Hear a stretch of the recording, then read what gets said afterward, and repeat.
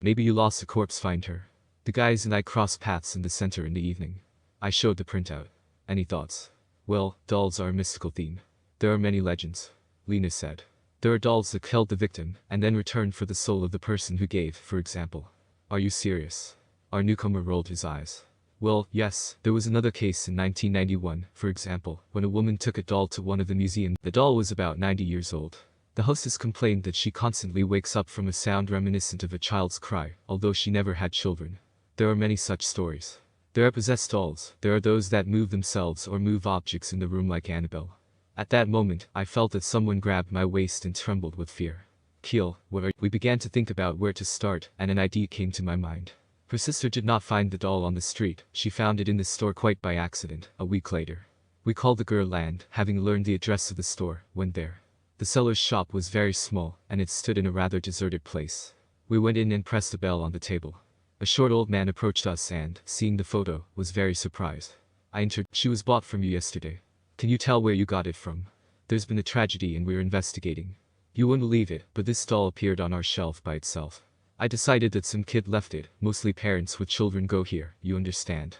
I put it down in case someone comes back for it, but the other day a girl came in and with tears in her eyes, asked me to. I could not refuse her, but, apparently, she did not like such a strange toy, either in what sense. We stood in disbelief. So because she is back in her place we looked at the shelf and were speechless. The damn doll stood among the toys and looked at us with its small evil eyes. I consulted the printout, although it was useless. When we came to, I explained to the old man that the doll would have to be removed. Keel reminded me and feared that the last person to take the doll from this shelf went to the other world and is now in the mortuary with broken bones. But we had no way out, the toy is the only material evidence.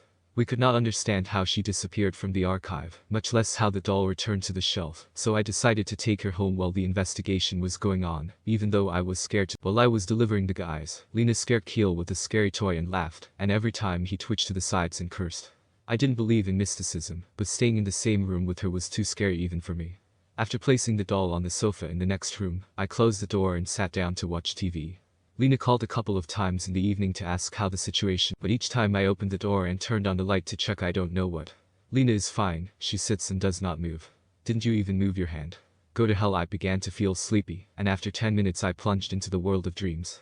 I don't know how much time passed before I heard a child's voice. He sang something similar either to a lullaby, or I heard the song through a dream and didn't realize it was real until I opened my eyes. A second later, the voice was gone. Glancing at the door, I saw that a light was on in the next room, and the shadow of two small legs could be seen from below. For a moment, I was dumbfounded. Quietly getting out of bed, I tried to slowly approach the door, but noticed that the shadow began to gradually move away from it. I stopped and took a step back, the shadow moving towards the door again. Yes, you kidding. I burst into the room, almost breaking the door. The doll sat in its place. I searched under the sofa and in the closets, there was no one in the room. Turning off the light and locking the door with a key, I lay back in fear, but I could no longer sleep. Only in the morning my eyes were closed from fatigue. The phone woke me up. The chief said that we need to leave for another murder. By the way, I found your doll, mediocrity, but you won't like what I'm about to say. My eyes widened in surprise. I jumped up and opened the room, there was no doll on the couch. We quickly packed up and left for the scene. What happened last night didn't fit in my head. The partners had no reason not to believe me, and we came to the conclusion that the story was taking a strange and inexplicable turn. Arriving at the place, I saw the body of a man. A large table knife handle was sticking out of his eye socket, and the whole kitchen was covered. It was the husband of the deceased. We were horrified when we saw what he was clutching in his hands. I said to pack the doll in a bag and put a man on it. Guys, we need to see the chief, immediately. We got to the bureau and went to the chief. I put the bag on the table and told him everything that had happened in great detail. Surprisingly, he took everything very seriously. Your mother, what a terrible one, and what do you think this is? Do you understand that I cannot tell my family that they have lost loved ones, because the colored doll walks around the city and kills everyone who bought it? We do not know what is happening, simple logic is powerless here, I answered. And why are you sitting in front of me alive and well? She was at your house at night, she also sang a song to you. I had no answer, only goosebumps running down my spine as I assumed that there is some kind of algorithm unknown to us. A plan was born in my head. I proposed such an experiment. We will all go to my place at night and spend the night. I will leave the doll in our room. We will sleep in turn so that there is always an observer who can quickly wake up the others. There is something inexplicable here. The boss hinted that he might put guards on our house, but I decided. Keel didn't want to agree at first, but then he decided, on the condition that he would be in the room as far as possible from the doll. Get it together, Rag, are you a man? Just do. Lena said. Are you crazy? Yes, I'm not afraid of her at all, he said, touching the bag with one finger. It's just that I have excellent eyesight, and I can see it perfectly from afar. I tightly closed all the doors and windows and put the doll on a bedside table against the wall, turned on the TV, and opened a bottle of old wine. Not more than a glass, guys. It's just for courage. We decided to sleep for 3 hours while one of us would watch. As time went, when my shift arrived, it was already 4 o'clock in the morning. The guys, tired of boring observation, were snoring as if they— I got up and poured myself some strong coffee. There was some kind of program on TV about the meaning of life and what will happen to us after death.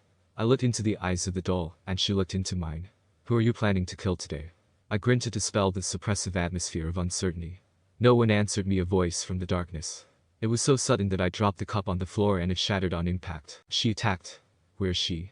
Keel screamed in fear. Shut your mouth, the doll is in place, but there is someone else, I whispered. Again this song, it seemed to be sung by a small child. We saw a silhouette in a chair and were numb. Who the hell are you? The stranger sat silently.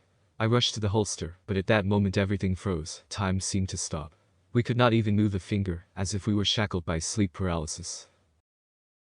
The doll began to dangle its legs on the back of the bedside table, humming a song. Do you see it squeezed out of themselves, Lena?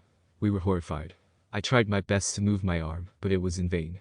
She began to get off the nightstand very slowly and carefully, afraid to take a wrong step. Her motor skills were strange, her movements were sketchy and accompanied by deaf creaks. She slowly sank to the floor and crawled to— We still couldn't believe our eyes.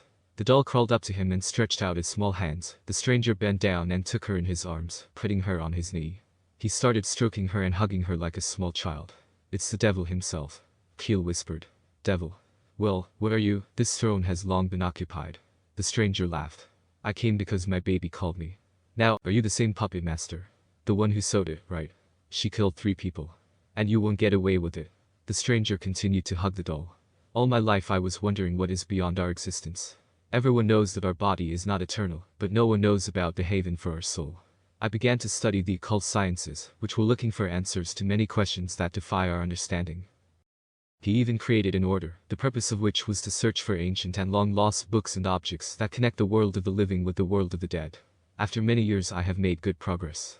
I only wish that my knowledge could help people. They protected them from rash actions, connected them with their relatives, and extended the life of people close to them. But the price for this for a mere mortal was too high. I started sewing dolls using spells from the Book of the Dead. It was a very laborious process, for which I paid with part of my life. I began to age faster and my time was running out before my eyes, but I was ready to sacrifice myself to help everyone in whose eyes there was no longer hope. I have a girl, a wonderful and cheerful child. We loved her very much, and I did not want her to live in my world of fear, witchcraft. A few years later, when I was about to quit, I got a call with terrible news. A child was beaten to death on a country road. The baby lay on the grass with a broken neck. I was beside myself with grief, cursing the life that had brought me to this end. The driver was never found and, despite all my pleas, the case was closed. She was buried in our village cemetery. Every night I came and cried at her grave, feeling that she heard me, but could not answer me. And then I dug it up and returned home with the body. Using my knowledge, I performed a reincarnation ritual using the body parts of a deceased child. Dark magic helped me find the killer. The guy and the girl who were driving that night drunk, of course, did not notice a small child who crossed the road. They didn't even get out of the car because of the horror of what they had done. But they answered for their deeds and I cannot describe my surprise when, in utter desperation, I saw this girl on the threshold of my house, pleading for help. Help that my child did not have. I have very little time left to live, but now we are together with my girl. Now I saw his face. It was an old man with wrinkles on his face, and tired eyes filled with sadness. The stranger hugged the doll again and got up from his chair. Was it your sister and her husband? And the child? How's the child? What did the girl do to you? I shouted, desperately trying to free myself from this numbness. This world is crazy and cruel. Unfortunately, the disease was very severe, and did not allow the innocent baby to stay alive. The doll could only brighten up her last hours. With these words, the old man disappeared with the doll right in front of our eyes. A minute later we came to our senses and let go. I ran out into the street, opening the door, but there was no one there, only the crowns of the trees rustled in the silence, singing to the bright rays of the rising sun.